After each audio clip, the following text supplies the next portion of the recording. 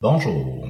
Cette capsule sert à vous expliquer comment transformer l'accès d'un site web en site restreint. Donc, peut-être que vous avez un site web, un premier site web qui s'adresse de façon publique à n'importe qui vient visiter pour aller prendre des ressources, avoir de l'information, puis vous souhaitez avoir une section de votre site qui va être réservée à un certain groupe de personnes. Alors, comment on fait pour faire ça? Il n'y a pas de fonction ajouter un mot de passe pour accéder à une page dans Google Sites.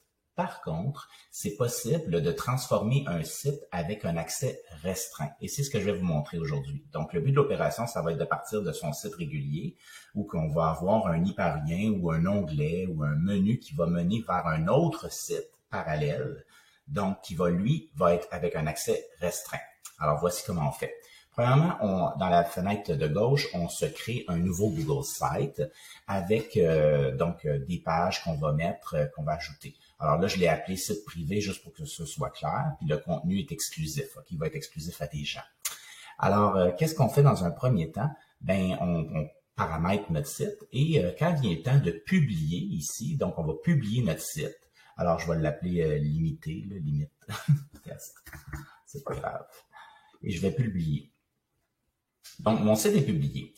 Par contre, ça s'arrête pas là naturellement. Donc, je vais aller dans la section en haut du petit bonhomme avec un plus pour voir comment je partage avec des utilisateurs.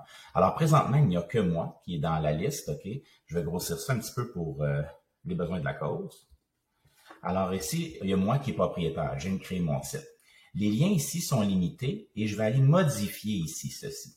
Alors, le site publié est limité. Seules les personnes ajoutées peuvent ouvrir le lien. Normalement, avec un site web, on va le rendre souvent public. On veut que les gens, quand ils rentrent notre adresse, puissent accéder directement. Dans ce cas-ci, c'est pas notre objectif. On veut qu'il soit accès restreint. Donc, on va le garder à limité et on va aller ici partager avec des personnes et des groupes. Alors, je vais ajouter une personne. Donc, je vais ajouter un autre compte qui m'appartient. Et il va être lecteur publié seulement, le rôle. Donc, vous comprenez que je peux ajouter plusieurs personnes. Je les nomme lecteurs publiés, comme ça, ils ne peuvent pas modifier mon site, c'est bien important. Et je peux notifier ces personnes-là comme quoi, bonjour, maintenant vous avez un accès à la partie restreinte du site web. Les gens ne savent pas que c'est un site différent nécessairement. Puis, dans votre site d'accès limité, faites un lien qui remène à votre ancien site à ce moment-là. Et je peux envoyer la notification. Bon, ça va être envoyé par courriel. Maintenant, qu'est-ce que ça donne? Alors, si je fais afficher le site publié, ici je suis propriétaire, donc je vais le voir, mon site, et que je copie mon URL.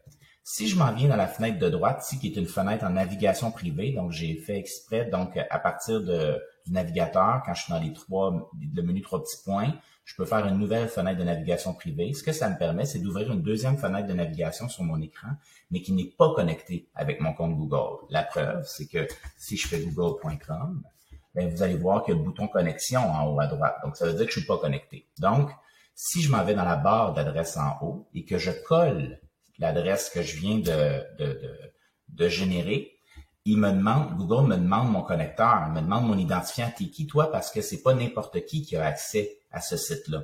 Alors, si je me connecte avec le compte que j'ai autorisé,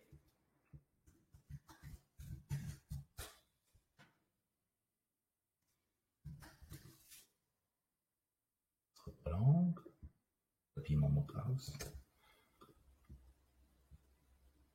Et voilà, maintenant j'ai accès au site avec accès limité. Alors, en espérant le tout aidant. Bonne configuration de site privé.